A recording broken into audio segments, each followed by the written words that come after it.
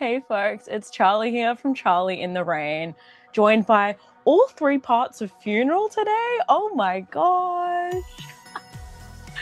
But right now, sitting with us today, we have the lovely Tay from Funeral. I am such a fan of this band, of what they do, and we're chatting because recently they've released a song which I'm obsessed with everything to do with it. But yeah, how are you doing today, Tay? Hey Charlie, yeah, I'm so good. So happy to be chatting to you.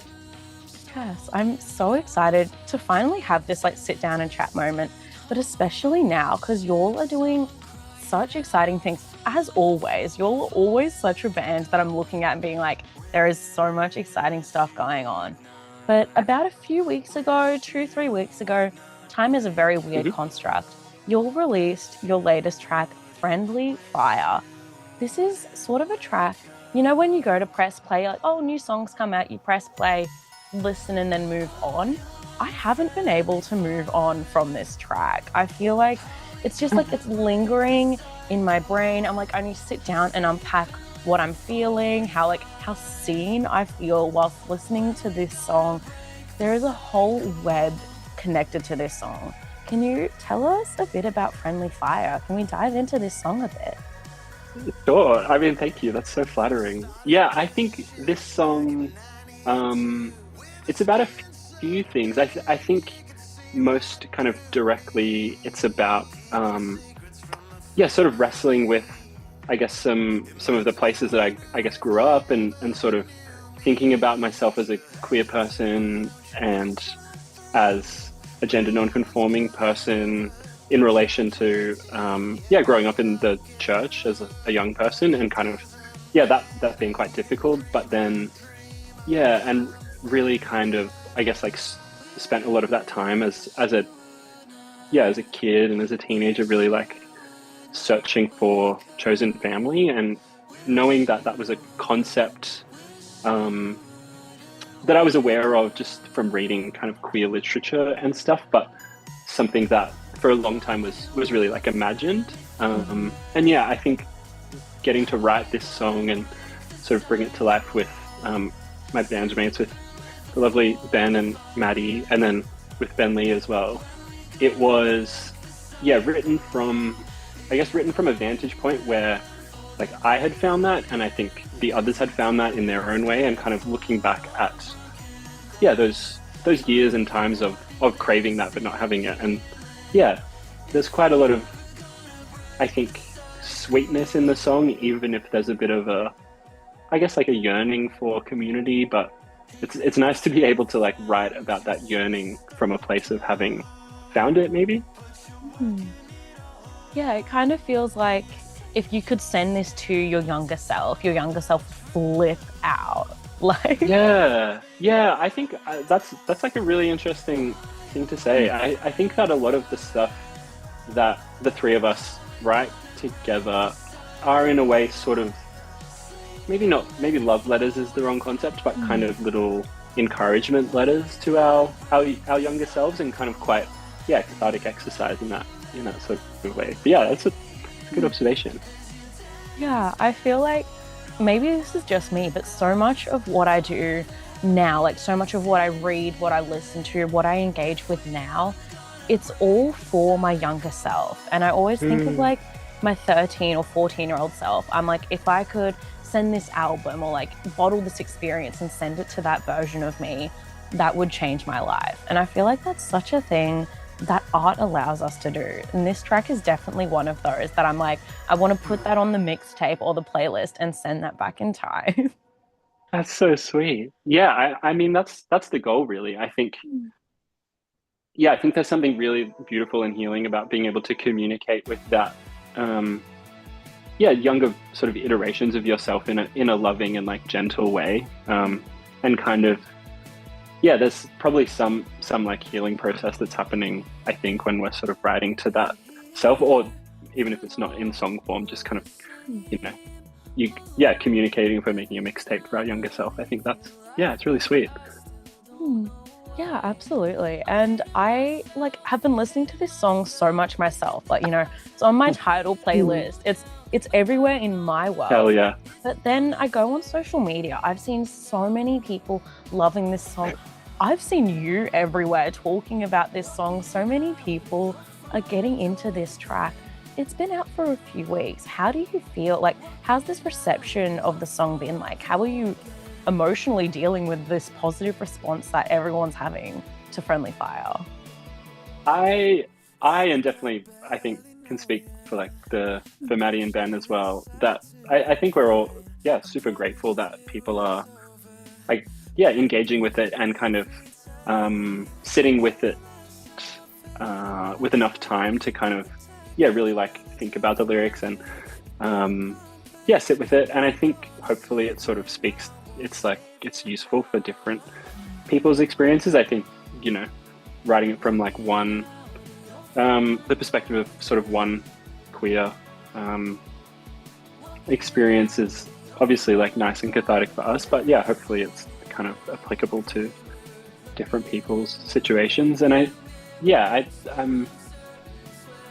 yeah, it's nice. It's nice that people like it because I think we're all proud of it, and yeah, it's a fun song. It's always we've been playing it in our live shows for a little while, and we always kind of play it at the end because it feels like a bit of a celebration and something that we can kind of jump around to. So it's nice to I think a lot of the funeral stuff lyrically can be quite dark, not in necessarily a hopeless way, but it's nice to be able to have this that sonically like kind of really counteracts that.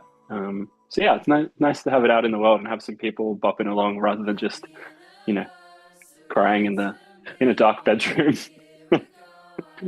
Yeah, no, absolutely. And yeah, you just mentioned it's been rattling around in those live sets for a while. A lot of Hmm. your diehard fans probably have a lot of the lyrics memorized before it actually came out. But I don't know if this was like a holding off to this moment or if some like serendipitous moment in the universe felt right. But you'll released this track in sort of like in celebration or like in Hmm. alignment with Trans Awareness Week this year. What Yeah. was the decision behind releasing it in this week? What's the significance of this for y'all? I think, to be honest, the three of us always like chat a little bit when we're kind of writing stuff together, but it's often not super specific. And I think we kind of when we're sort of writing stuff, we let each other kind of, I guess, take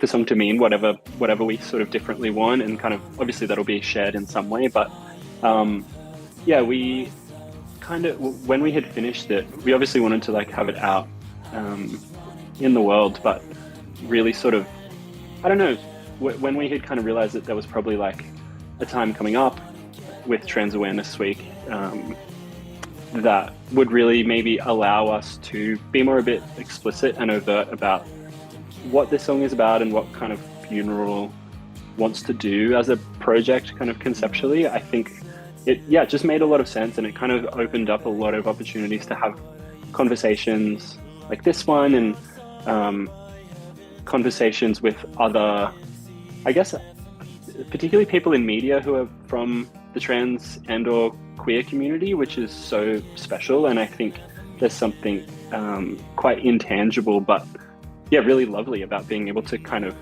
discuss a song that's about transness and about queerness with people that really get that. um, and yeah, so it's been really special. And I think doing that hopefully for the future kind of allows us to um, yeah have a little bit of what we're trying to say already be understood. So yeah, we just kind of thought it felt right, and then yeah that sort of allowed us to partner with our very sweet friends at Soft Draw Heroes to put out some merch, put out a shirt with all the proceeds going towards their um, Pay It Forward program, which basically provides binders and gaps and tucking gear and a whole range of gender affirming stuff to anyone who kind of needs it but might be struggling to get it. So yeah. Yeah, I love it. Sometimes it feels like I know there's been planning behind this, but it feels like the universe aligns sometimes so perfectly, especially Hmm. like when this song was released. I know it always happens for me, so I can't speak for the whole world. But sometimes songs come out and I'm like, how did the band know I needed this? Like how did the universe know I needed to hear this song now? Oh, But that's so sweet.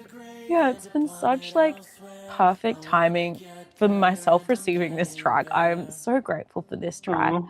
But it also comes back to something you mentioned before, like reading a lot of like queer literature, especially like growing up, Hmm. there wasn't really as much representation in like the music or media Mm. space as myself I was finding in books. I'm a massive Yeah. reader, so that really Yeah, resonated nice. with me because yeah, when like you look around the Aussie music scene, you can kind of go, "Oh, here are the queer artists," and you can kind of like count Yeah, them on like your hands and count them on your fingers, which isn't a good thing sometimes. But yeah, totally. you're able to like isolate, okay, here's the artist talking about the queer experience. And then you look at it and go, and here's the artists that are actually diving into like the gender experience and talking about Mm. their relationship with gender and identity. And then you're really sitting there with mere like single digits. And it's kind of like, oh, like I, Yeah, yeah, it's interesting. I think like I spent a long time, and I still really I crave that representation. I think like being able to find artists that were talking about queerness and transness really were kind of like a gateway drug for me, in terms of like being able to discover myself and kind of like I guess view gender as something that I could like play with and sort of experience rather than something that was like being given to me or like presented upon me in a specific way or maybe in a like prescriptive way. Um, and yeah, I still crave that representation, and I yeah, I always want there to be more. But I guess yeah, still a long way to go. But I think being able to put this song out at this time and have a lot of media folks like yourself and like Twisty Cheney and a bunch of others really kind of get behind it and want to like champion it in the sense of letting us kind of speak on it and speak to what the project is about and what we're trying to do in a broader sense than just putting out songs has been really validating, and yeah, has been a cool opportunity for us to be able to find opportunities to shout out other artists from our community that we think should be shouted out and should be much bigger than they are. And yeah, yeah, I think we're making progress in baby steps, but it feels like nice to be able to do it in the right direction, I guess. yeah, absolutely. I feel like when I was growing up a lot, like I'm a massive fan of G Flip. So I was following a lot of G Flip's music, which completely like opened my eyes. I was like, whoa, okay, you can actually feel these things. And then finding artists like Flower Kid was an artist that I got into like really early days of Flower Kid. And forever since, I'm just like so into the Flower Kid world. I love everything that Flynn does. And it just sort of gets to a Yeah, point now. shout out Flynn. Yeah, shout out Flynn, Flower Kid. I've actually never met Flynn or never seen Flynn live, but I have been like day one over here obsessed. But it's these sort of Well, this stories is this that is this is a message directly to you, Flynn. Is you and Charlie should be friends. So make that happen. me and my limited edition, like everyone has a Breaking Point t-shirt. I'm repping it. Yeah. Yeah, but it's like these sort of artists, at, like growing up, I was like, these growing up, like, in my teen years, I was like, these are Mm, the only stories that I can grasp onto right now. And yeah. now, like in this year, in 2025, it is a terrifying time in Australia right now. I'm watching like so many Mm, interviews with like trans actors and creators and gender diverse people being like, yeah, I was scared to put out my yeah. work this year. I've been like nervous to do this. To be able to Yeah. sit back and see bands like y'all having your moment to thrive, albeit not on the like broad stage of the country yet. Hmm. Hurry up, country, get on board. But like, y'all are still having such a space to thrive, and it's something that's so special to sit back and Mm, see and be like, wow, we've needed this for so long, and to see it happening even in small areas, even just like selling out smaller venues, it's still such an Mm, important thing for for fans, for the industry. How does it feel mm. to y'all to be finding these spaces and being able to have these spaces in this terrifying world right now? Yeah, I mean, I think it's definitely to acknowledge what you're saying and yeah, kind of validate that. And it is a scary time to be trans. I think there probably hasn't been um, a time that maybe isn't scary to be trans. Like, and I think thinking about where we're at now, I think it's like important.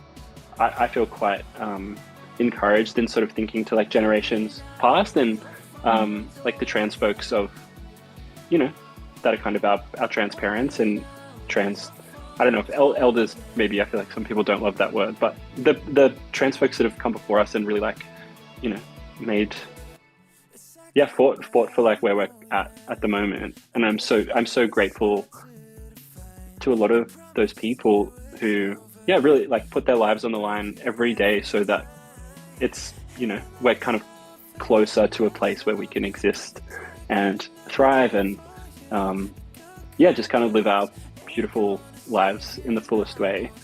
But yeah, I think that even being able to kind of, yeah, sell out little shows and, um, not in a kind of, not little in a patronizing way, but yeah, little as in smaller than we would like, you know, eventually in like, you know, 5, 10 years time.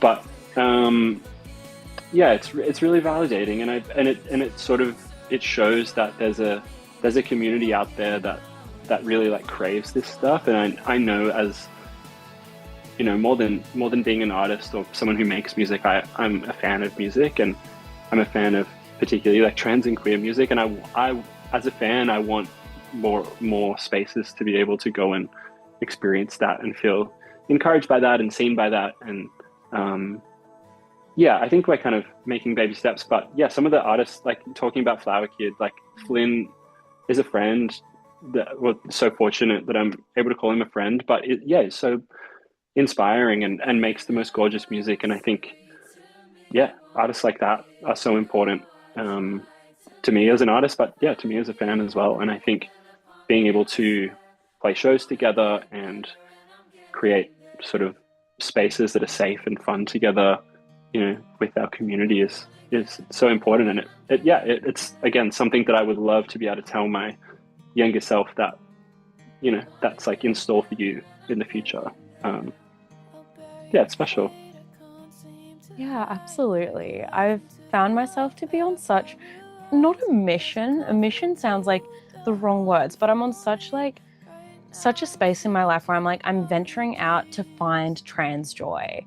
Like Mm, the mediascape is crazy and actively going, like, look at my playlist here. It's full of like trans and gender diverse and like gender non-conforming artists. Like I went to the yeah, bookstore the other day and like front and center in our local bookstore is the new Zoe Tarakis book, like the Eros short stories. And I'm like seeing sitting on my local, bookshelf. literally up above my head. Ah, Like icon. seeing, Shout out Zoe.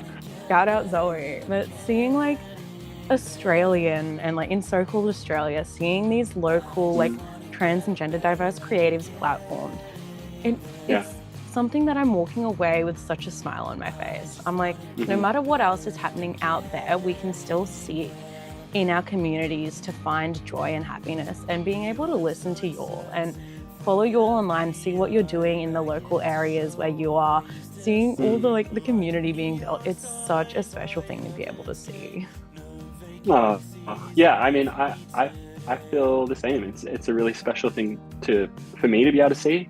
Um, but it's also yeah, it's a really special thing to be able to share and feel like it's you know sort of the things that go a bit more that get a bit more attention can often kind of draw in a bit of maybe a crowd that isn't, I don't know what's a way to describe it generously, like maybe doesn't have the literacy to kind of like understand some of this stuff, which is fine as long as you know come um, with an open mind and with kindness kind of at the center of it. But yeah, it's like it's great that it's great to build an audience of trans folks. I feel like if we could just play shows to exclusively trans and queer audiences, like I wouldn't be mad about that, you know.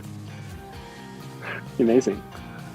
Yeah, honestly, I love that. I love that so much. And I want to talk about something here because this is still blowing my mind. I've listened to Friendly Fire so many times, and every time I'm still looking at the screen like, I'm reading this right, I'm hearing this right. The first time I like heard about this song, I stopped. I'm like, what? Like, oh, there's a new artist that sounds like Ben Lee. I'm like, that's really cool that like there's some artist that sounds like Ben Lee, and my brain's just associating. Every time I read it, I'm like, there's no way. You're collaborated with the Ben Lee on this track. That is something so cool. Can I ask, how did this come about? Yeah. I mean, I don't know. I'm not sure I can give you an answer. It's such a privilege to be able to share space with someone like that. I mean, in a kind of the boring story really is that we were lucky enough to play some shows opening for Ben last year. And kind of, actually, I guess it's not boring, but just sort of, he was really sweet to us and really encouraging and, kind of slowly built up a little friendship and really sort of, brought us into his world. Ben and Ione both created such a wonderful community around their, I guess, label and sort of collective and their podcast Weirder Together. And yeah, it's really special to see these two people whose work we have really admired for a long time. See how important it is to them to be able to kind of nurture the growth of young artists, whether it's like actors or writers or podcasters or like musical artists. And yeah, it's such a privilege to be kind of invited into that world and to share space with them. And then sort of specifically on the song, I had sent Ben a message sort of asking if he would be keen to kind of work on something, just sort of in theory, nothing specific, and he was open to it. And sent him the song, and he kind of thought on it and sent this sort of hilarious message back saying that, this is paraphrasing, but basically, I'm keen, but I kind of want to make it like Lord's verse on the Charlie song and sort of really like flip it a little bit. And I was kind of like, okay, like that's quite bold. But yeah, then a few weeks later he came back with this verse that was perfect and kind of really helped kind of reframe the song in sort of a really hopeful way and kind of really, I guess, positioned the idea that there is a light at the end of the tunnel and that it can be sort of worked towards by finding your people. And yeah, it just is like, so like I have goosebumps talking about it. I think it's like so sweet and generous that he was down to kind of work on it and be a part of it. But yeah, it means a lot to have an artist that we all really care about be sort of co-signing this project in a way that's like, I'm sure it means something like industry wise, which is cool and that's useful, but it means a lot like personally, and I think it just feels very validating and I feel very lucky. Yeah, absolutely. One thing, like, as you're saying, like, this was just like between work colleagues, between friends, but on the industry point of view, kind of looking at it, one thing that really like comes to mind for me is how like vast this audience, like the prospective audience of this collaboration really is. You're not just reaching a funeral audience here. You're not just reaching people who like know your music or like at least know of you all as a band. You're reaching audiences that probably never heard of you before, and people who wouldn't necessarily come across a song like this, a song that's talking about your relationship with identity and gender and your story, isn't something that might have been platformed to this full audience before. How does it feel that Friendly Fire is able to reach this audience that perhaps has never listened to Funeral before?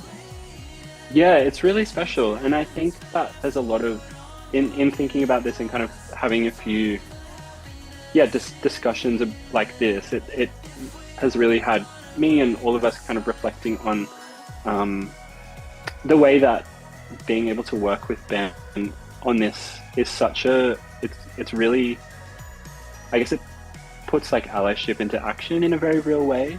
And I think that it's a concept that's like quite hard to define and quite like nebulous, but yeah, it's a really good kind of like tangible illustration of allyship in that, yeah, Ben is basically like opening up his audience and a platform that he's spent, you know, a better part of 20 years trying to like cultivate. And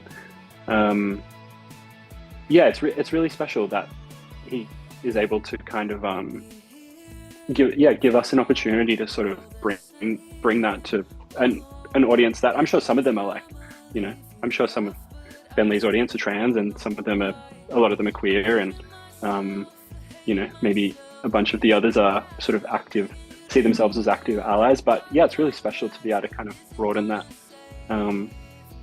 audience. So yeah, I feel immensely grateful, and I think also it's been to the allyship part of it. There's been something really special about when we kind of were working on the song.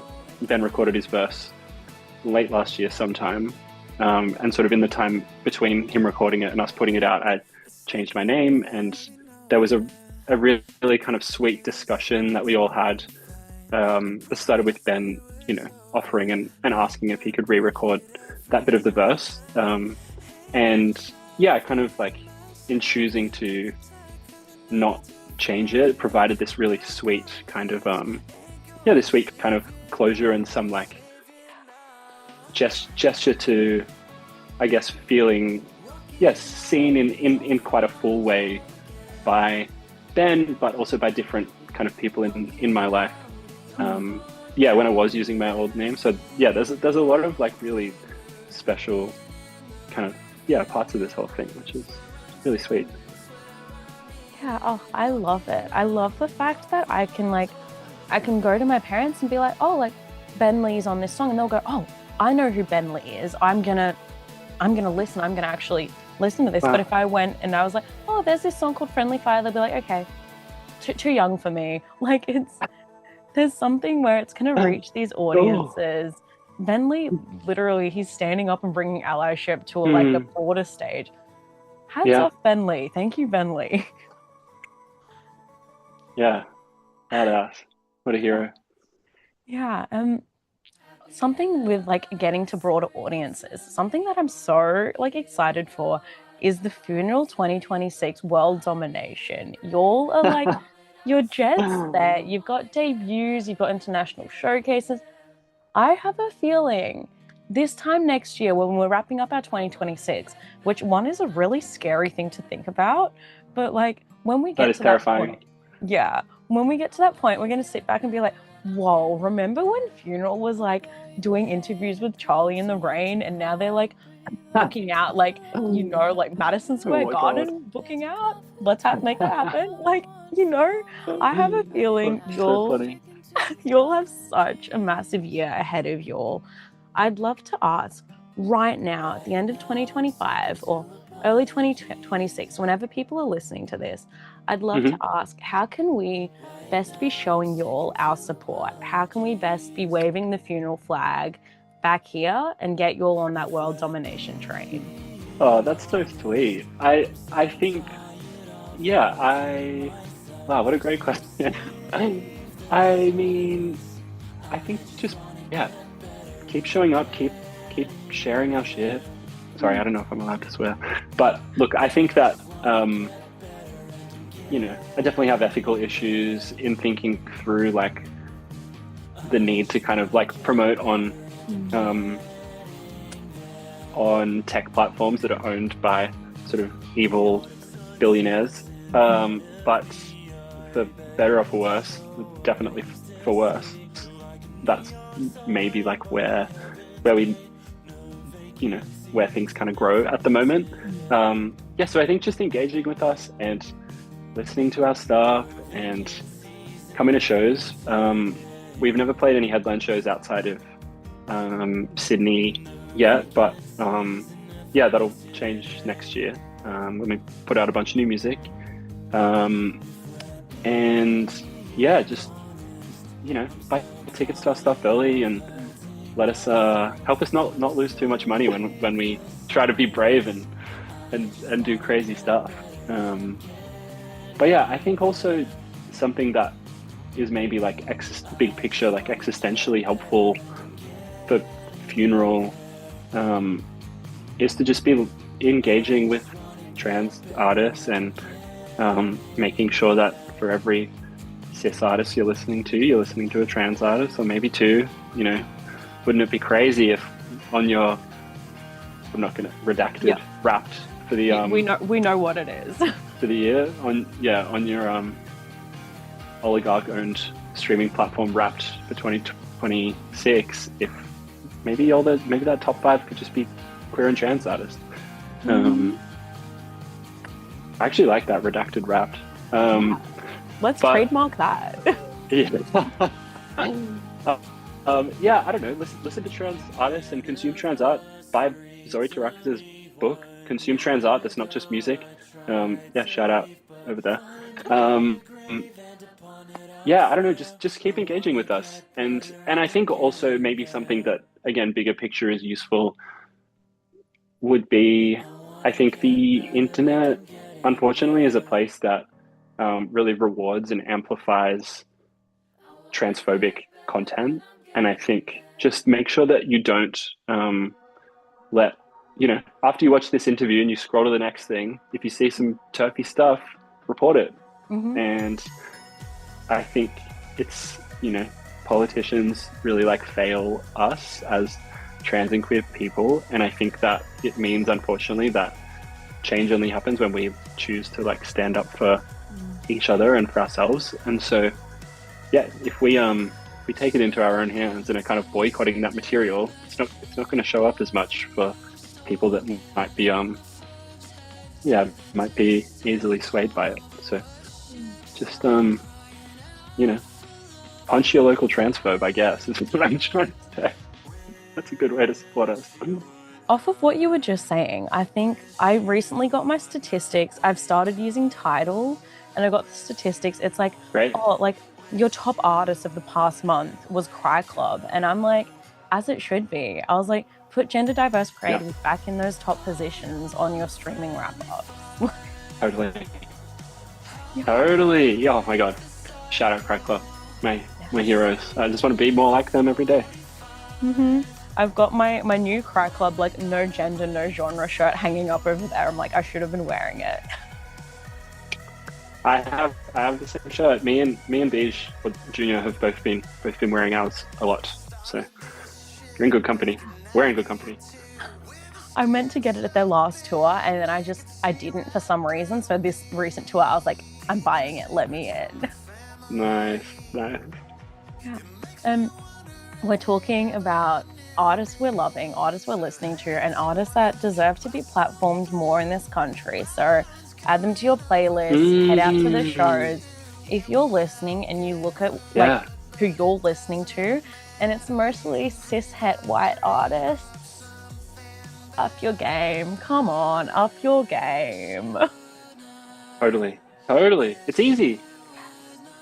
We And actually also this is kind of a shameless plug, but I actually think something that's useful is we got to curate a playlist for Ozify with um, our favorite, or some, not all of our favorites, but some of our favorite um, trans, non-binary, and gender non-conforming artists from across so-called Australia. So if you don't know where to start, that's a good. I think it's on our Instagram, or you can find it on redacted streaming service pretty easily.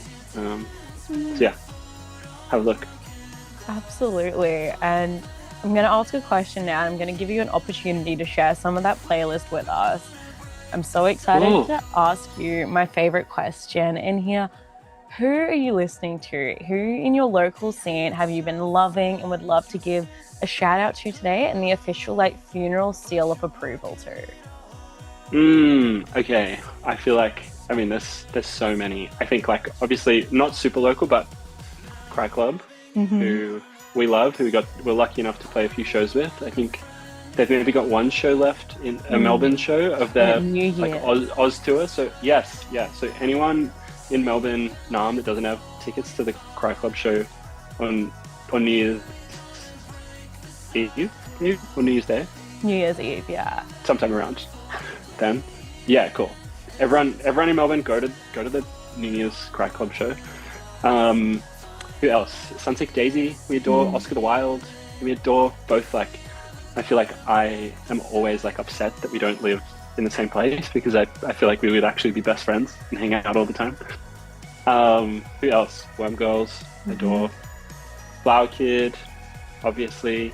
Um, yeah, I feel like there's too many to add, but I feel so yeah, I feel so lucky to be, I guess, to find ourselves like in a community of amazing queer and trans artists and be able to, yeah, make a 2 hour long playlist and realize that we like had to leave so many people off that thing of amazing artists that we want to shout out. It's like yeah, it's such a privilege. Oh, Robert Baxter, need to shout them out too. Icon. Um, but it's I don't know. Again, while we're like talking about at the start that in many ways it's a tough time to be trans. Um, it's also like a nice time to be a trans artist, I guess, and um, just to know that there's good company to keep, and yeah, just feeling lucky for all those people that I just mentioned and everyone else that's on that playlist that we made. Really are, a lot of them are friends of ours, but they really are so inspiring to us, and we're huge fans of them. Um, so yeah, everyone should aspire to have their, streaming wrapped for the end of the year to be trans, non-binary, queer dominated. Yeah, absolutely. And another question I'm like really excited to ask you now is before we were Mm, talking about, like, I was saying how I'm actively seeking out trans joy and trying to surround myself with mm, positive things happening in the community. I'd love to ask, yeah. have you been seeking out trans joy lately, and what are some people, Mm, creators, creative people, wow. companies that you've been looking at and that have been providing you with a sort of source of like positive queer joy lately? That's such a good question. I mean, right now I feel very lucky that I'm literally sitting in the back office of Sockjaw Heroes. They are, for anyone who doesn't know, they're an amazing, um, I think they're Australia's leading sort of gender expression brand. It's a place where you can buy chest binders and tucking undies and a whole bunch of other gender affirming gear and great apparel for that's all ally friendly as well. If you want to show your support, they run, yeah, pay it forward program. Um, but yeah, I find I'm really inspired by, the stuff that Aaron and Beck do, and find find it crazy that I'm able to call them friends. I Yeah, I'm really inspired by. I have to say I'm a little biased, but my partner Eli runs they're a chef, and they run a platform called Their Kitchen, and have spent a lot of time in the last little while shouting out a bunch of trans and non-binary and gender diverse chefs and people that work in the food industry. I find a lot of a lot of my trans joy there, and then I think just being in community and sort of being able to consume, amazing art made trans people. I think I'm assuming that I'll find a lot of trans joy in reading Zoe's book when I get to, and yeah, I think that community is all around you, and I think that if you're a trans person or a queer person and you're kind of feeling isolated, I know it can be like hard to feel like you're able to step into that community sometimes, but um, yeah, you're wanted there, and like having that community grow is always a good thing. So um, yeah, come through and find us because we would like to be found by the right people. Yeah. Oh, I love that. Thank you so much for sharing. So welcome. What? Yeah, and I just want to say again, like, a massive thank you for creating this band. Having Funeral exist in the lives of so many people is such a special thing to see. Having songs like Friendly Fire, like your whole discography, is such an important thing.